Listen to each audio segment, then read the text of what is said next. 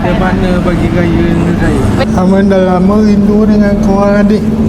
Dah berpuluh tahun Aman tak beraya sama kau.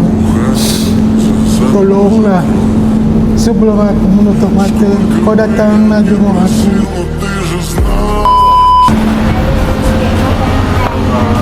Susah-susah je lah. Dia duduk area sini ke? Memang duduk area sini.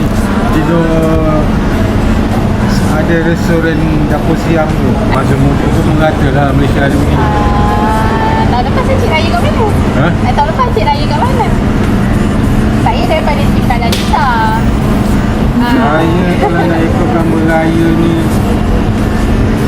dah tak ada mana bagi raya ni saya. Boleh tak kalau saya nak kongsikan sedikit untuk asyik raya tahun ni daripada segi baju, so asyik tak payah beli tahun ni.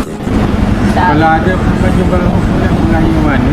Dia sekarang ni yang dia nak cari adik-adik dia. Asyik kehilangan adik-beradik ke? Dah lama tu. Dan lost contact. Kalau asyik sudi Cerita ini cerita pandai pula. tak apa, asyik boleh cerita tak apa, saya okey je. Asyik boleh kongsi dulu cerita asyik yang asyik tengah cari family tu kan. Pakcik ni nak kongsi cerita apa kisah pakcik ni kehilangan adik-beradiknya.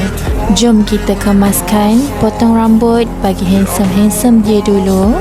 Lepas tu kita pakaikan baju raya untuk pakcik ni. Kita nak kongsikan sedikit rezeki dengan pakcik ni. Kita nak tukarkan pakcik ni, memandangkan pakcik ni dah lama tak mendapat rasa raya.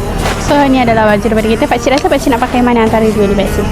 Pakcik pilih je, sebab baju ni memang kita akan bagi dekat pakcik. Alhamdulillah. Saya sebenarnya agak sebab tau, sebab rasa macam ayah saya juga. So hari ni kita nak bagi pakcik rasa raya, sebab pakcik kata dah lama tak rasa raya kan. So pakcik cuba jalan sikit pakcik. Pergi kat kamera tu. Alhamdulillah. Assalamualaikum.